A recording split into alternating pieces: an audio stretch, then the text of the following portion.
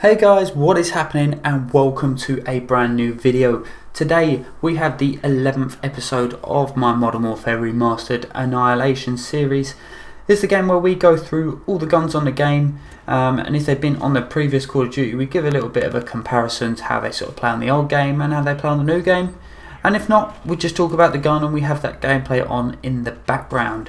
So as you can see, we've started off here on vacant and I am using a brand new gun. We've taken a little bit of a back step because we started on the SMGs and we did the MP5 and the Scorpion, but what has happened is new guns have come into the game, and if there's a gun that's in a category that I've already covered, I'm going to go back and just jump straight onto that gun, purely because if it's new then I'm going to be excited about using it and I'm going to want to use it and show a gameplay as soon as possible. I just want to sort of keep ahead with the series. I want to have stuff that I've got to go back to later on. So, as you can see, we are using the Boss 14, BOS 14, however you want to pronounce it. We got red dot sight, bandolier, stopping power, and extreme conditioning. Now, new batch of guns literally just come into the game this week. You've got this Boss 14, you've got an SMG, which is the Fang 45. And then there is the POWellz, which is a it's a 3-round burst pistol. And we'll go back onto all them sort of guns later. I'll maybe do an individual run with a pistol, although I don't think I'll be doing an Annihilation episode with that as well. But anyway, going on to this gun is the Boss 14, and yeah, as you can see here, using that red dot sight, and it was definitely my favourite attachment to use with this gun. I really do not like the iron sight, and it's a negative start to the video, but I do not like the iron sight on it. Just cannot get along with it. Can't seem to keep track of where I'm aiming with it, especially when I'm spraying. And just red dot sight just seems to do the trick for me on this gun. But it's another new assault rifle, and we had the XM-LAR, which I covered a few episodes ago, and that's a pretty strong gun. And I didn't know really what to expect from this gun. I'd saved up quite a lot of cogs, so I was able to buy the gun straight away. And I jumped into the first couple of games and I was a little bit immediately put off by the iron sight, and I was sort of wondering, is this gun going to be for me? Sat it out, I managed to get the 25 kills, which is obviously quite a quick thing to do. I think I got it in maybe the first game, and yeah, went on and started using the red dot sight, and I was having so much more joy with this gun. And I think with this gun, if you're going to use it, I think comparison to any other gun, I would really say it's similar to the G360 in terms of the way that it fires and its accuracy. Looking at the stats for the G360 compared to this gun, you've got the accuracy is higher on the G360. Everything is different apart from the damage is a little bit less on the G360. So it's just the way I seem to find playing with it. It seems to be very similar.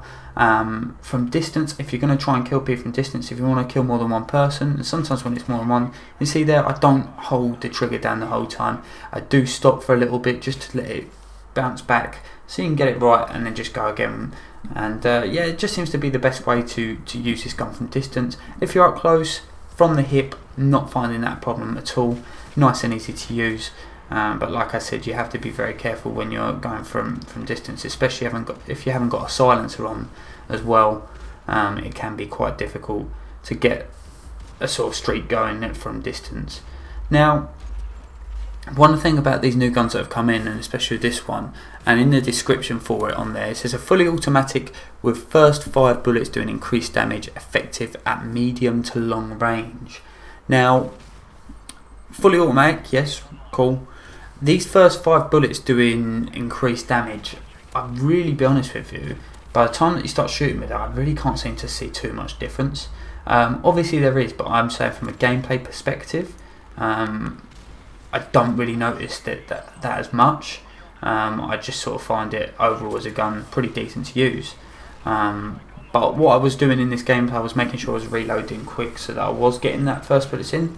And the damage may be better, and it probably is, but I just don't seem to notice it. I don't feel like there's incredible difference to this gun compared to any other gun. It doesn't seem to feel different how any of the other guns run on this game, and I just think I don't know really. I just don't really have too much more to say on it from that perspective. I just don't feel like it's that powerful to start with compared to to any others. It's quite easy to get headshots with, so I think if you want to go for gold on this gun, I don't think you're going to have too many problems.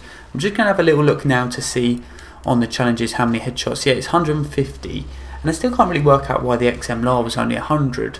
Little bit strange, but I've already completed 45 headshots on this gun, and yeah, hopefully I'll be able to get gold on it soon.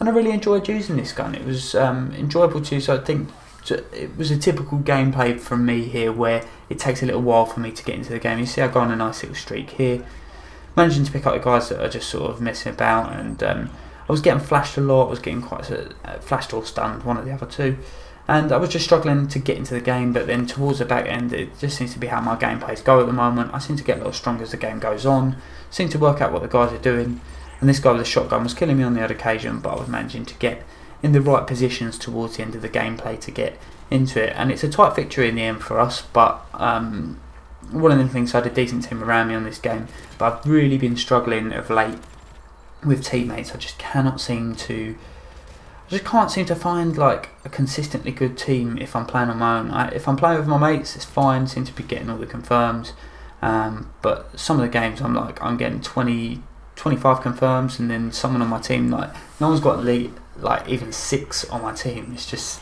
can be frustrating at times. You can see here I get flashed again, would have got the double kill there otherwise. But generally talking about this gun, I would recommend buying it.